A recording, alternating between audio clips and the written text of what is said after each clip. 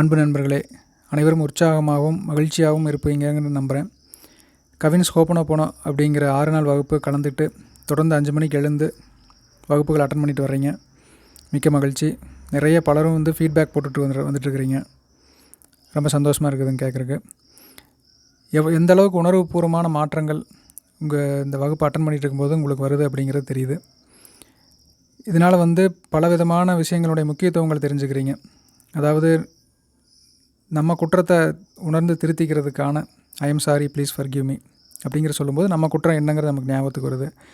அதே மாதிரி நன்றின்னு சொல்லும் பொழுது நமக்கு சார்ந்தவங்க நமக்கு என்ன உதவி செஞ்சாங்கங்கிற அந்த உணர்வுகள், அந்த சம்பவங்கள் ஞாபகத்துக்கு வருது. அதுக்காக அவங்கள நம்ம நேசிக்கிறோம். இல்லை நமக்கு ஒரு சரியான வகையில் நடக்கலை, நம்ம எதிர்பார்த்த மாதிரியான சம்பவங்கள் நடக்கலைன்னா கூட அதுக்கு நம்ம நேசிக்கிறதுக்கு பழகிட்டுருக்குறோம். அப்போ எது நடந்தாலும் நன்மைக்கே அப்படிங்கிற ஒரு மனநிலையும் நமக்குள்ளே உருவாகிட்டுருக்குது. ஸோ உங்களோட மகிழ்ச்சியான ஒரு ஃபீட்பேக்லாம் கேட்கும் பொழுது எந்த அளவுக்கு இதுக்கு உங்களுக்குள்ளே இம்பேக்ட் ஏற்படுது அப்படிங்கிறத உணர முடியுது. சரி, இதெல்லாம் நல்லது, சிறப்பு. சரி, நமக்கு கிடைச்ச ஒரு விஷயத்தை 4 பேர்த்துக்கு பகிர்ந்துக்கணும், அதனோட முக்கியத்துவம் என்ன, அது எதுக்காக செய்யணும் அப்படிங்கிறத பற்றின ஒரு காணொலி தாங்க இது. தொடர்ந்து கவனமாக கேளுங்க. சேரிட்டி அப்படிங்கிற ஒரு வேர்டு கேள்விப்பட்டிருப்பீங்க. ஸோ நம்மக்கிட்ட இருக்கிறத அடுத்தவங்களுக்கு கொடுத்து அதனால் அவங்க இன்பம் அடைகிறத பார்த்து நம்மளும் மகிழ்ச்சி அடைகிறது. என்ன கொடுக்கலாம் அப்படின்னு பார்த்திங்கன்னா, குறைஞ்சது ஒரு 10% நம்ம சம்பாதிக்கிற பணத்தில் சேரிட்டி கொடுக்கலாங்கிறாங்க. இல்லை நம்மளோட நேரத்தில் ஒரு நாளுக்கு இருக்கிற நேரத்தில் 10%, அதாவது 24 மணி நேரம் இருக்குன்னா ஒரு 2.5 மணி நேரம் நம்ம சேரிட்டிக்குன்னு கொடுக்குறது. இந்த மாதிரிலாம் கொடுக்குறது நமக்கு என்ன கிடைக்கும் அப்படிங்கிறது என்னென்னாங்க, ஃபினான்ஷியலாக இப்போ நம்ம ஷேரில் போட்டால் நிறைய பணம் பெருகும், இல்லை இன்வெஸ்ட் பண்ணால் ரியல் எஸ்டேட்டில் வாங்கி வச்சோம்னா நம்ம பணம் பெருகுங்கிறதுக்கான டெக்னிக்லாம் சொல்லிட்டு இருக்கிறாங்க. பலதும் இன்றைக்கி விளம்பரங்கள் உலகத்தில் நடந்துகிட்ருக்குது. ஆனால் நமக்கு என்ன வேணுமோ அதை நம்ம நிறைய பேர்த்துக்கு கொடுத்தோம்னா அது நமக்கு நிறைய கிடைக்கும் அப்படிங்கிறத பற்றி யாரும் பெருசாக பேசுகிறதில்ல. இப்போ உங்களுக்கு நேரமே பத்துறதில்லை. என்னோடய தொழில் வேலை செய்கிறேன், என்னோடய குடும்பத்தை பார்த்துக்கிறேன், அதுக்கே எனக்கு நேரம் சரி பத்துறதில்லை. நான் எங்கே போய் 2.5 மணி நேரம் போய் நான் சேரிட்டி பண்ணுறது, பொதுமக்களுக்காக நான் என்ன செய்கிறது அப்படிங்கிற கேள்வி வரலாம். அதே மாதிரி பணமே என்கிட்ட இப்போ கடனுக்கே பற்ற மாட்டேங்குது. நான் எங்கே போய் 10% கொடுக்குறது? இப்போ நான் 10,000 சம்பாதிக்கிறேன், 1000 நம்ம போய் கொடுங்க, இல்லை 1,00,000 சம்பாதிக்கிற 10,000 சேரிட்டியை கொடுங்கன்னா எப்படி கொடுக்குறது அப்படிங்கிற கேள்வியில் வரும். ஆனால் இதில் என்ன ஒரு சூட்சம் உள்ளே இருக்குதுன்னு பார்த்திங்கன்னா, நீங்கள் எது உங்களுக்கு கொடுக்குறீங்களோ அது உங்களுக்கு நிறைய பெருகுங்க. இப்போ கடவுளோடைய பாயிண்ட் ஆஃப் வியூவில் நீங்கள் பார்த்தீங்கன்னு வச்சுங்களேன், நம்ம எல்லாருமே ஒரு கருவியாக இருக்கிறோம், ஒரு டூல். இந்த கருவி நம்ம கொடுக்குறதில்ல அதுவே வாங்கி வச்சுக்குதா, இல்லை அது வச்சது செலவு பண்ணது போக மீதி இருந்ததுன்னா அதை யாருக்காவது கொடுக்குதா அப்படிங்கிற ஒரு பார்வையில் தானே பார்ப்பாங்க. இப்போ நான் இவனுக்கு ஒரு அறிவு கொடுப்போம், இந்த அறிவு இவனே வச்சுக்கிறானா, 4 பேருக்கு சொல்லிக் கொடுக்குறானா. இவனுக்கு ஒரு நேரத்தை கொடுப்போம், இவன் நேரத்தை இவனுக்கும் இவன் குடும்பத்துக்கு மட்டுமே செலவு பண்ணிக்கிறானா, இல்லை இவன் சார்ந்த இந்த சமூகத்துக்கும் அந்த இனத்திற்கோ மனித இனத்திற்கோ இல்லை இயற்கைக்கோ செலவு பண்ணுறானா அப்படிங்கிற பார்வையில் பார்ப்பாங்களா இல்லையா. இப்போ பணத்தை கொடுக்குறாங்க, 1000 ரூபா கொடுக்குறாங்க, எல்லாத்தையும் நீங்களே செலவு பண்ணி வச்சுக்கிறீங்க. இன்னொரு 10,000 கொடுக்குறாங்க, அதையும் நீங்களே வாங்கி செலவு பண்ணிட்டு வச்சுக்கிறீங்க. உங்களுக்கு அதுக்கான திறமைகள் நிறைய இருக்குது. அந்த திறமையெல்லாம் பயன்படுத்தி நீங்களே பெருக்கிக்கிறீங்க, நிறைய இடம் வாங்கி போடுறீங்க, நிறைய வீடு கட்டிக்கிறீங்க, நிறைய கார் வாங்கிக்கிறீங்க. இதில் என்ன இன்பம் வந்துட போகுதுன்னு கேட்குறாங்க. இதைத்தான் வள்ளுவ பெருந்தகை சொல்லும் பொழுதுங்க, ஈதல் இசைப்பட வாழ்தல் அது வல்லது ஊதியம் இல்லை உயிர்க்கு. அதாவது வறியவருக்கு கொடுத்து அதனால் ஒரு புகழ் உண்டாகி வாழும் பொழுது அந்த புகழை விட உயிருக்கு வேறு என்ன நீங்கள் செஞ்சிட முடியும் நம்மளோட உயிருக்கு அப்படிங்கிறாங்க. இது சுயநலம் மாதிரி தான் எல்லாமே. பார்த்திங்கன்னா நம்ம இன்பமாக வச்சுக்கிறதுக்கு என்ன வழி, அதை தான் நம்ம பார்த்துட்ருக்குறோம். அப்போ ஈதல் கொடுக்கறதுல இன்பம். அதே இன்னொரு இடத்துல சொல்லும்போது ஈத்து உவக்கும் இன்பம்ங்கிறாங்க. இப்போ ஒருத்தர் கொடுக்குறீங்க, அதனால் அவங்க முகத்தில் ஒரு சிரிப்பு, ஒரு இன்பம், மகிழ்ச்சி உணர்வு தெரியுது. அதை பார்க்கும்பொழுது உங்களுக்கு ஒரு இன்பம். அதான் உவக்குங்கிற ஒரு வார்த்தை இன்பம் தான். ஈத்து உவக்கும்னு சொல்கிறாங்க, மறுபடியும் இன்பம்னு சொல்கிறாங்க.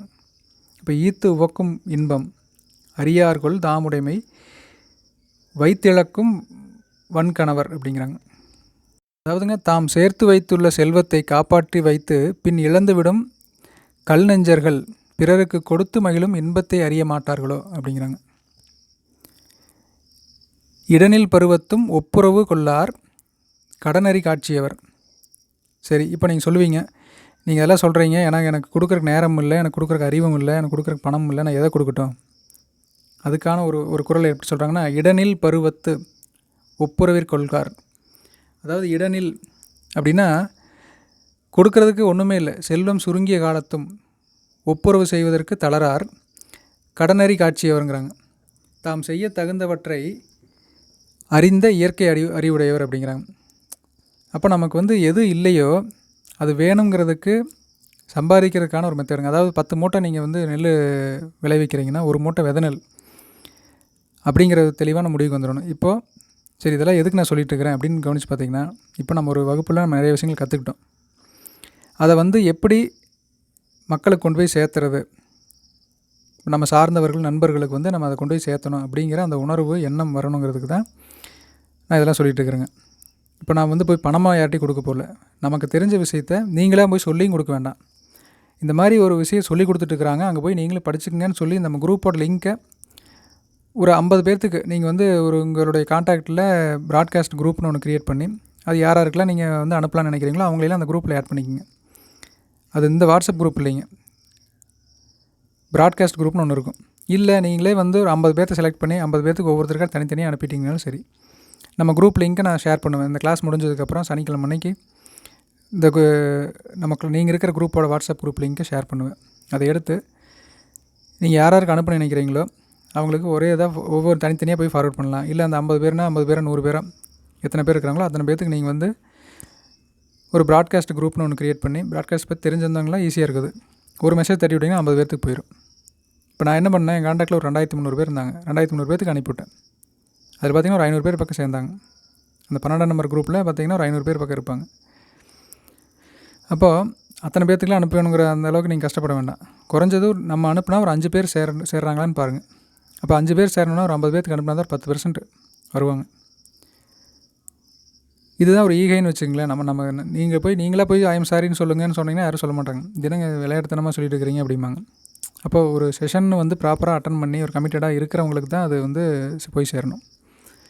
அப்போ நானும் என்ன பண்ணுறேன், என்னோடய சேனல் வீடியோலாம் வந்து ஆஃப் பண்ணி வச்சுருக்கிறேன். ப்ரைவேட்டாக இருக்குது, யாருமே எல்லோரும் பார்க்க முடியாது. அப்போது பாத்திரம் அறிந்து தர்மம் செய்யணுங்கிறாங்க. நம்ம வந்து கொடுக்குறவங்களுக்கு தகுதியான நபருக்கு தான் கொடுக்குறோமா. இப்போ நீங்கள் எல்லாருமே வந்து கரெக்டாக கமிட்டடாக இருந்தீங்க, ஒரு விஷயத்தை கற்றுக்கணுங்கிற ஆர்வமாக இருந்தீங்க, 5 மணிக்கு எந்திரிச்சிங்க. இந்த கமிட்மெண்ட் கூட இல்லாதவங்களுக்கு போய் நம்ம ஒரு விஷயம் சொல்லிக் கொடுத்தோம்னா அது அவங்களுக்கு ஏற்றுக்காது. அப்போ இந்த கமிட்மெண்ட் உங்களுக்கு இருக்கா இல்லையா முதல்ல எனக்கு எப்படி தெரியும்? உள்ளே வந்ததுக்கப்புறம் தான் தெரியும்.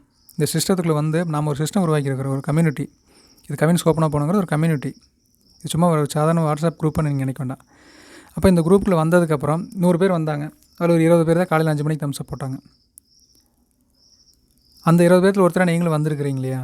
அப்போது நீங்கள் ஒரு 50 பேர்த்துக்கு அனுப்புகிறீங்கன்னா அந்த 50 பேர்த்துக்கு 5 மணிக்கு எந்திரிச்சு வர அளவுக்கு கமிட்மெண்ட்டு ஒரு உற்சாகமாக இருக்குமாங்கிறது தெரியாது. உங்கள் வேலை நீங்கள் அனுப்பி மட்டும் விடுங்க, யாரையும் வற்புறுத்த வேண்டாம். அனுப்பிவிடுங்க. அந்த லிங்க்கை பார்த்துட்டு படித்து பார்த்துட்டு குரூப்பில் சேர்றாங்களான்னு பாருங்கள்.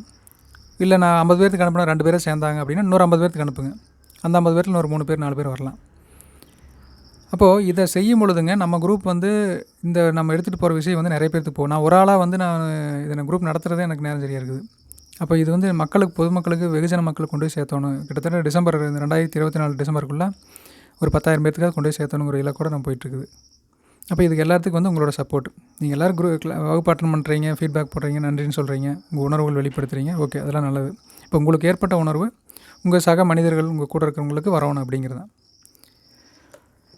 அப்போ இதே வந்து சிவவாக்கியர் என்ன சொல்கிறாருன்னா, ஆடு நாடு தேடினும் ஆணை சேனை தேடினும் கோடிவாசி தேடினும் குறுக்கே வந்து நிற்குமோ ஓடியிட்ட பிச்சையும் உகந்து செய்த தர்மமும் சாடிவிட்ட குதிரை போல் தர்மம் வந்து நிற்குமே. நீ ஆடு நாடு ஆணை சேனை என்னெல்லாம் தேடி வச்சாலும் கடைசியில் தர்மம் தான் வந்து நிற்குங்கிறாங்க. தர்மம் தலைக்காக்குன்னு சொல்கிறாங்க பாருங்கள். அப்போது நம்ம வந்து தர்மம்னா என்ன, நம்ம இருக்கிற காசெல்லாம் அள்ளி கொண்டு எல்லாத்துக்கும் கொடுக்க போகிறது அப்படிங்கிற அளவுக்கு நம்ம ஒன்றும் செய்ய போகல. குறைஞ்சது வாட்ஸ்அப்பில் ஒரு மெசேஜை ஃபார்வர்ட் பண்ணுறோம்.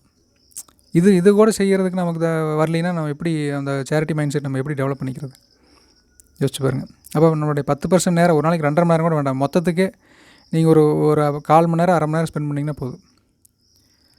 குறைஞ்ச ஒரு 5 பேர்த்தாவது வர வைக்க பாருங்கள். இல்லை எனக்கு நிறைய பேர்த்துக்கு அனுப்புன்றிருக்கா, நீங்கள் உங்கள் வாட்ஸ்அப்பில் இருக்கிற எல்லா கான்டாக்ட்டுக்கும் அனுப்புனா எனக்கு தாராளமாக அனுப்புங்க.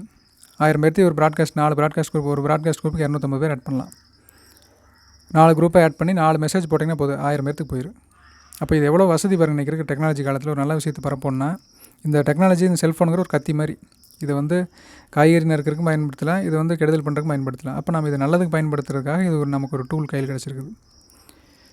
அப்போது நீங்கள் வந்து எல்லாத்துக்குமே அனுப்பிடுவோன்னு ஆசைப்படுறீங்கனாலும் ரொம்ப சந்தோஷம், எல்லாத்துக்கும் அனுப்பிவிடுங்க. இல்லை குறைஞ்சபட்சம் ஒரு 5 பேர்த்தையாவது நம்ம இந்த குரூப்பில் லிங்க் பண்ணி விடணும் அப்படின்னு ஒரு முயற்சி எடுத்து செய்யுங்க. ரொம்ப அருமையானது. சிவவாக்கியர் பாடல் பாருங்கள், மறுபடியும் டைம் படிக்கிறேன்.